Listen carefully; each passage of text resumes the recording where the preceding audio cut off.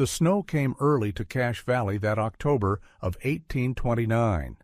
By the second week, 3 feet had fallen in the high country, and the trappers knew they were in for a long winter. Most of the men in the American Fur Company Brigade had already started preparing their winter camp when they noticed something strange. One of the new men, a quiet fellow who joined them at the last rendezvous, was doing something with a single log that made no sense to anyone watching. Instead of building a proper fire pit with stones and kindling, he'd taken his axe to a standing dead pine, cut it down, trimmed it to about 4 feet, and then did something that looked downright foolish. He was splitting the log vertically, but not all the way through. 4 cuts from the top, each one stopping about 6 inches from the base, dividing the log into quarters that stayed connected at the bottom. The other trappers watched, some shaking their heads, some chuckling. A few made jokes about green horns and book learning. But what happened next would change how men survived winters in the Rocky Mountains for the next 2 decades. The trapper set that log upright on its base, stuffed some bark and small twigs into the cuts at the top, struck his flint, and within minutes had flames climbing up through the center of the log. Then he did something that really caught their attention. He set his iron pot directly on top of that burning log, balanced on the 4 corners, and the pot sat there steady, as if it were on a proper stove. While his stew cooked, he warmed his hands over the flames rising around the pot. One fire, doing 2 jobs at once, from a single piece of wood that would burn for hours without anyone needing to tend it. The men gathered around to watch. By nightfall, word had spread through the camp. By morning, everyone wanted to know how it worked. What the trappers didn't know was that they were witnessing the arrival of a centuries-old technique that had kept Swedish soldiers alive during the 30 Years' War, had warmed Finnish loggers in the forests of Scandinavia, and was about to become one of the most valuable survival skills a mountain man could learn. This is the story of how one man's knowledge transformed winter survival in the American wilderness. But more than that, it's the story of how techniques cross continents, how skepticism gives way to proof, and how the best innovations are often the simplest ones, hiding in plain sight, waiting for someone to recognize their worth. The man's name was Gustavus Anderson, though most trappers just called him Gus. He was 32 years old in 1829, lean and weathered, with the kind of quiet competence that comes from years of hard living. His story had started far from the Rocky Mountains, in a small village in what was then the Kingdom of Sweden, near the Finnish border, where the 2 cultures mixed and blended. Gus had grown up watching his father and uncles work as loggers in the northern forests. Winter there was a different beast than even the American Rockies. Temperatures could drop to 40 below. The sun barely rose above the horizon for months. Men who didn't know how to conserve heat and effort didn't last long. His father had taught him a technique the old loggers used, something they said dated back to when Swedish armies had fought their way across Europe in the 1600s. Soldiers couldn't carry much firewood with them, and they needed heat and light fast.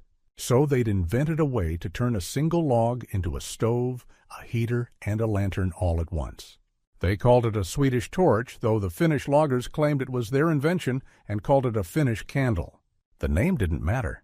What mattered was that it worked, and it worked better than any conventional fire for certain situations. A man could cut down a tree, prepare it with just an axe, light it, and have heat and a cooking surface for 3, 4, sometimes 5 hours, depending on the size of the log. No need to tend it, no need to gather kindling constantly, no sparks jumping out to catch your gear on fire. Just steady, reliable heat from a single piece of wood. Gus had come to America in 1823, part of a wave of Scandinavian immigrants seeking opportunity in the New World. He'd worked his way west, first as a farmhand in Pennsylvania, then as a laborer on the Erie Canal, and finally, drawn by stories of the fur trade and the mountains, he'd made his way to St. Louis in the spring of 1828. By summer, he'd signed on with a trapping brigade heading into the Rockies, hired on as a company man for the American Fur Company at $200 a year plus supplies. That first year had been hard. Gus could handle an axe, and he was strong, but he didn't know the country, didn't know the game, didn't understand how different the American wilderness was from the forests back home. He'd kept quiet, learned what he could, and survived. At the 1829 rendezvous at Pierre's Hole, he'd signed on for another year. The brigade leader, a hard man named Hatcher, who'd been trapping since before Gus was born, had kept him on because he worked hard and didn't cause trouble. When the brigade headed north to establish winter camp in Cache Valley that October, Gus had made a decision. He was going to show these Americans something they didn't know. Back in Sweden, this technique was common knowledge among anyone who worked in the woods. Here, he'd never seen anyone use it. The Americans built their fires the same way everywhere, a ring of stones, logs laid crossways, constant tending and feeding. It worked, but it was wasteful, and it took constant attention.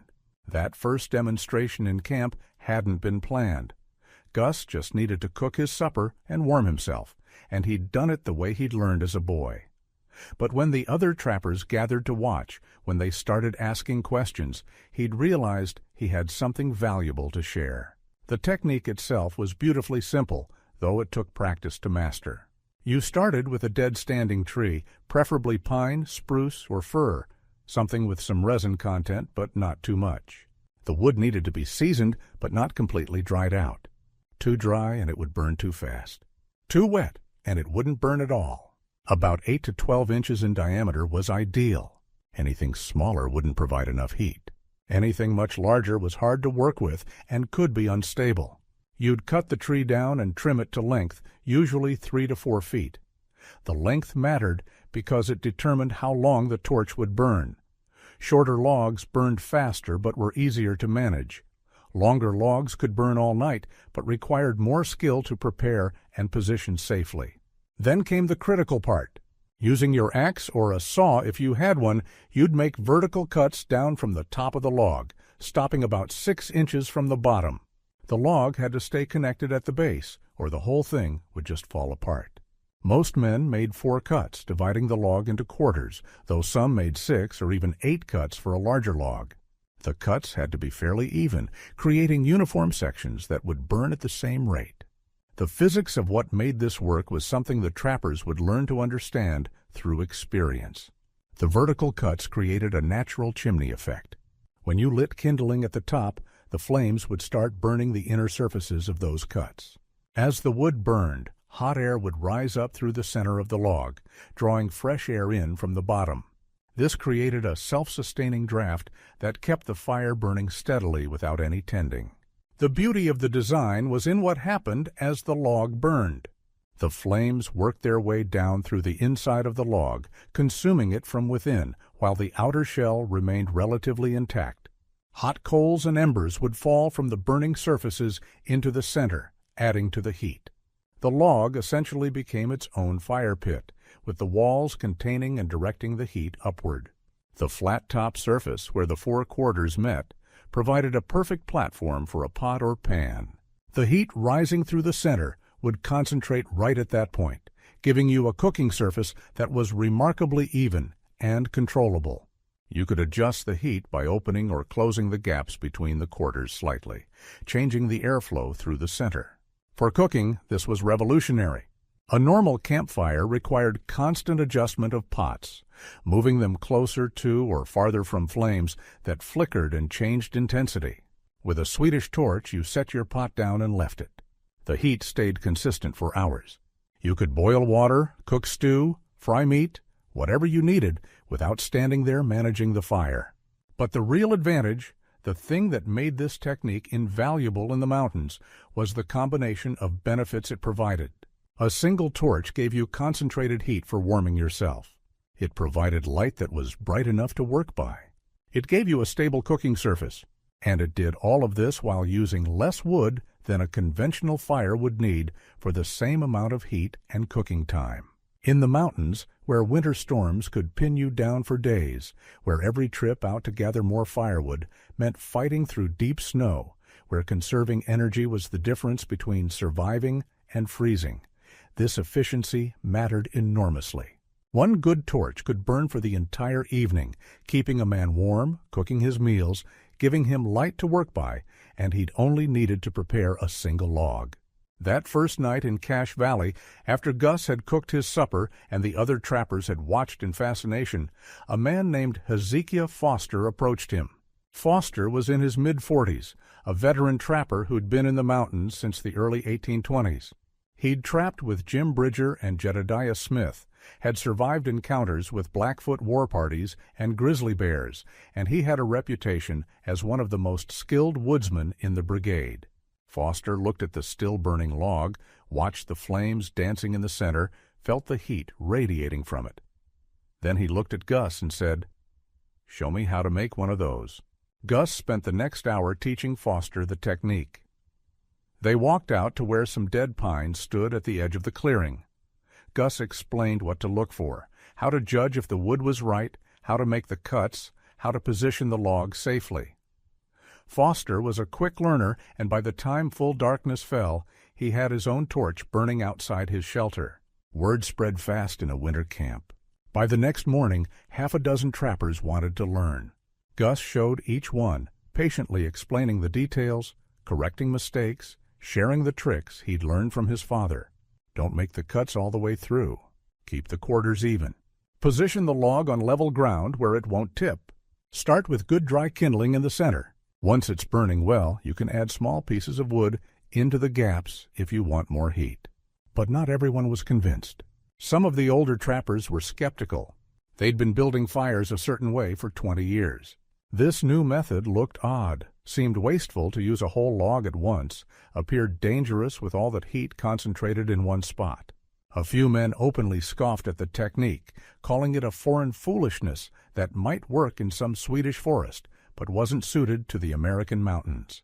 The chief skeptic was a man named Jedediah Talbot, who'd been trapping since 1820 and considered himself an authority on all things mountain craft. Talbot was loud, opinionated, and influential among the men.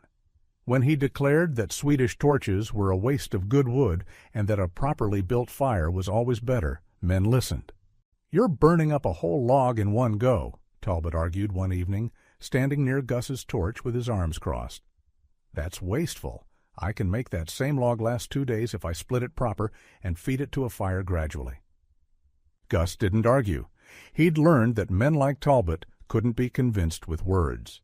He just said, "Maybe so, but try building your fire and cooking on it in deep snow when the wind's blowing, and tell me which way works better." The test came 3 weeks later when a storm rolled in that would settle the argument. The temperature dropped to 15 below zero. Wind screamed through the valley, driving snow sideways, creating drifts 6 feet deep. The men huddled in their shelters, crude lean-tos and small log structures they'd built for the winter. Venturing out meant fighting wind that could knock you down and cold that could freeze exposed skin in minutes. For 3 days the storm raged. The men who'd been using Swedish torches had a relatively easy time. They could position the torches right outside their shelter openings, protected somewhat from the wind by the structure itself. The torches burned steady, providing heat that radiated into the shelters and a cooking surface that worked even in the storm. The vertical design of the torch meant snow couldn't easily smother it, and the wind, rather than blowing the fire out, just fed more oxygen to it through the bottom. The men using conventional fires struggled. Wind scattered their flames. Snow fell into the fire pits, creating steam and slush. Building a fire in a protected spot meant cooking away from the shelter, which meant going out into the storm multiple times to tend the fire and fetch your food. Several men gave up and ate cold rations rather than fight the weather. By the 3rd day of the storm, even Talbot had to admit defeat. Gus watched him trudge through the snow to where Foster was demonstrating the technique to 2 younger trappers. Talbot stood there watching for a while, then said gruffly, "All right, show me how it's done, but if I freeze my hands off making these contraptions, I'm blaming you Swedish folk." That winter in Cache Valley became legendary among trappers for several reasons. It was brutally cold with storms that lasted days. Game was scarce and several men went hungry. But it was also the winter when the Swedish torch technique spread through the American trapping community like wildfire. By the time spring came and the brigade prepared to head out for the beaver streams, nearly every man in camp knew how to make a Swedish torch. More importantly, they understood when to use it and why it worked. The technique proved especially valuable for solo trappers or small groups working isolated trap lines. A man could set up a temporary camp, prepare a torch, and have heat and cooking capability without spending an hour gathering firewood and building a proper fire. When you were working dawn to dusk, checking traps in freezing weather, that time savings could make the difference between getting enough rest and wearing yourself down to exhaustion. The torches also solved a safety problem that had plagued mountain men for years. Regular campfires in dry conditions could easily get out of control, especially if the wind picked up or if a man fell asleep tending it. Sparks could set gear on fire, could ignite the forest around camp. Swedish torches, burning from within, contained their fire. They didn't throw sparks. They didn't spread. If positioned properly on cleared ground, they were remarkably safe. The technique had limitations, of course. You needed the right kind of wood. You needed trees of the right size. In areas where only scrub brush grew or where the only available wood was too small or too large, conventional fires remained the better option. The torches worked best for sustained heat and cooking, not for quickly warming yourself or drying wet clothes, where you wanted a large fire with flames you could crowd around. Smart trappers learned to use both methods appropriately. Build a Swedish torch for your evening camp when you wanted to cook supper, have steady heat for a few hours, and light to work by. Build a conventional fire when you needed to dry gear quickly, when you wanted a big social fire for a group, or when you needed heat fast and didn't have time to prepare a torch. The 1830 rendezvous at the Wind River near present-day Lander, Wyoming, brought together trappers from multiple companies and independent free trappers from across the Rockies. It was here that the Swedish torch technique really spread beyond Gus's original brigade. Foster demonstrated it to a group of Rocky Mountain Fur Company men who'd wintered near the Snake River. They immediately saw the value and wanted to learn. Gus spent 2 days teaching anyone who asked, and by the time the rendezvous ended, men from at least 5 different companies had learned the method. What made the technique spread so rapidly was that it solved real problems. In the mountains, efficiency wasn't just convenient, it was survival. Anything that saved time, saved effort, or saved resources gave you an edge. The Swedish torch did all three. It saved time because you didn't have to constantly tend the fire. It saved effort because you only had to prepare one log instead of gathering and processing multiple pieces of firewood. It saved resources because the burning efficiency meant you actually used less wood overall for the same amount of heat and cooking capability. Trappers being practical men, they immediately began adapting and improving the technique for their specific conditions.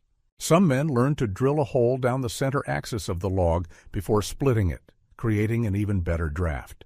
Others experimented with making additional radial cuts to create more surface area for burning, though this could make the torch less stable.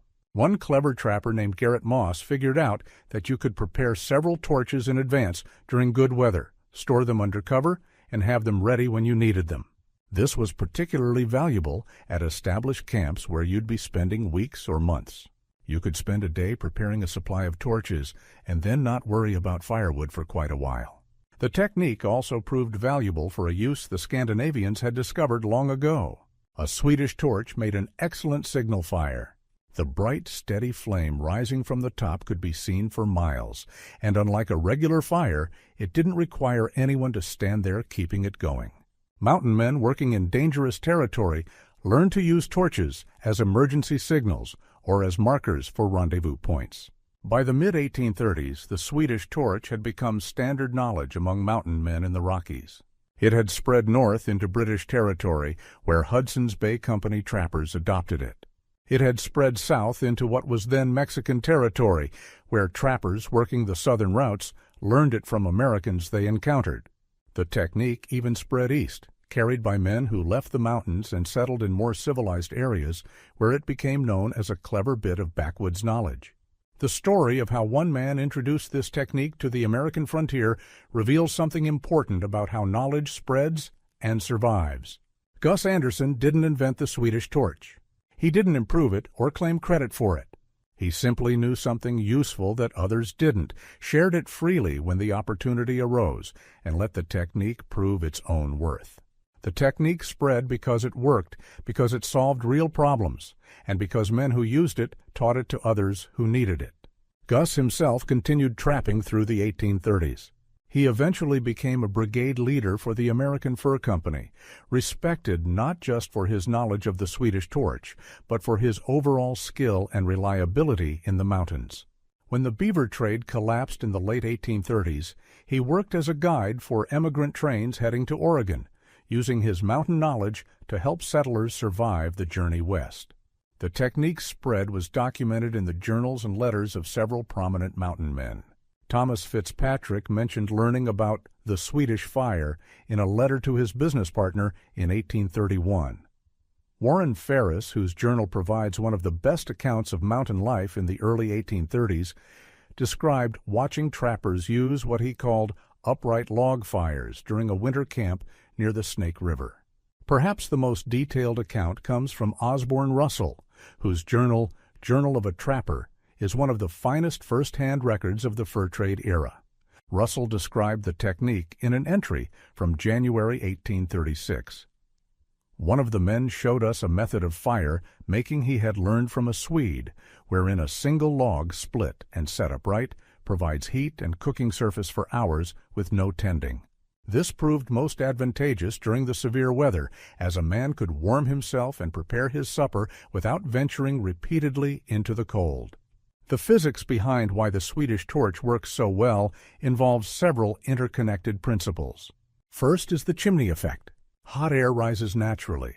In the confined space of the split log center, rising hot air creates a pressure differential that draws fresh air in from the bottom. This creates a steady draft that feeds oxygen to the fire without any external help. Second is surface area. The vertical cuts expose more wood surface to the flames than a solid log would have. This increased surface area means more wood is burning at once, but because it's burning from inside a contained space, the heat concentrates rather than dispersing. You get intense heat at the top where you need it for cooking, without wasting heat radiating outward. Third is the progressive burning pattern. The fire works its way down from the top through the inner surfaces. As wood burns away from the inside, the outer shell remains intact for a surprisingly long time, creating a natural fire container. The shell also acts as an insulator, helping maintain the internal temperature and improving the burning efficiency. Fourth is the coal bed effect. As the inner wood burns, hot coals and embers fall down into the base of the torch. These coals continue burning and radiating heat long after the flames have consumed the upper sections. This coal bed helps maintain consistent temperature and extends the total burn time of the torch. The ideal wood characteristics also matter. Softwoods like pine, spruce, and fir work better than hardwoods for this application. They're easier to cut, they catch fire more readily, and their resin content provides additional fuel. The resin burns hot and helps maintain stable flames. Hardwoods can work, but they're harder to ignite, harder to cut, and don't create the same sustained flame. The moisture content of the wood needs to be in a fairly narrow range. Wood that's too dry burns too fast and can crack or split, causing the torch to fall apart. Wood that's too wet won't burn efficiently and creates excessive smoke. Dead standing timber, which has been drying naturally for months or years but hasn't been lying on the ground absorbing moisture, typically provides the perfect balance. The technique also requires understanding safety considerations that the trappers learned through experience. The log needs to be positioned on clear, level ground. Any vegetation around it should be cleared away. The base needs to be stable because a falling torch can scatter burning coals and start a wildfire. Experienced users often place the torch on a flat rock or dug a shallow depression to set it in, providing extra stability. Wind direction matters. Position the torch so the wind blows across the top rather than directly into the splits. This prevents the fire from getting too much oxygen too fast, which can cause it to burn too hot and too quickly. It also prevents wind from blowing flames sideways where they might catch nearby gear or vegetation. The size and spacing of the splits affect performance. Wider splits allow more airflow, which means faster burning and more heat, but shorter burn time. Narrower splits restrict airflow, giving slower burning and less intense heat, but longer burn time. The 4/4 method proved to be the sweet spot for most applications, providing good heat and reasonable burn duration. As the technique became established, certain regional variations developed. Trappers in different areas adapted the method to their local conditions and available wood types. In the northern Rockies, where larger trees were available, men often made bigger torches that could burn all night. In areas with smaller timber, smaller torches were used more frequently. Some innovative trappers discovered that you could create specialized torches for different purposes. A thick green log cut and split would burn slower and provide more light relative to heat, useful for working at night. A seasoned log with lots of resin would burn hot and fast, good for quickly heating water or cooking a fast meal. The impact of this simple technique on survival and efficiency in the mountains was substantial, but often overlooked in historical accounts that focused on more dramatic events, like battles or exploration. Yet for the men who actually lived in the mountains, techniques like the Swedish torch were what made survival possible. They were the practical knowledge that separated experienced mountain men from greenhorns who didn't last a winter. The technique's spread also illustrates how frontier knowledge typically moved. It wasn't recorded in books or taught in schools. It passed from person to person, demonstrated rather than explained, learned through observation and practice. A man would see another using the technique, ask how it was done, try it himself, maybe fail a few times before getting it right, and then pass that knowledge to the next person who asked. This oral and practical tradition of knowledge transfer was how most wilderness skills propagated through the trapping community. By the late 1830s, when the beaver trade was collapsing, the Swedish torch technique had become so common that younger trappers didn't even know it had once been exotic. They'd learned it as part of the standard set of skills that any competent mountain man needed to know. It had transitioned from a foreign technique to just how you make a fire when you need one for a certain set of circumstances. The technique also spread beyond the trapping community. Army explorers and surveyors learned it from mountain men they hired as guides. Emigrant trains heading west learned it from trail guides who'd been trappers. Settlers establishing homesteads in the mountains learned it from neighbors who remembered the old ways. The technique proliferated because it was genuinely useful and because people who learned it tended to share it freely. Gus Anderson died in 1862 at his homestead in Oregon's Willamette Valley, having successfully made the transition from mountain man to farmer that many of his contemporaries couldn't manage. His obituary in the Oregon Spectator made no mention of the Swedish torch technique he'd introduced to the American frontier. To him, it had just been something he'd learned as a boy, a simple skill he'd shared because it was useful. He never realized that this one contribution would outlive him by generations. The Swedish torch technique remained in use among woodsmen, guides, and outdoorsmen well into the 20th century. Lumber camps in the Pacific Northwest used variations of it. Wilderness guides taught it to clients. It appeared in camping manuals and outdoor skills books, though often without any mention of its Scandinavian origins or how it came to America. In recent years, the technique has experienced a revival.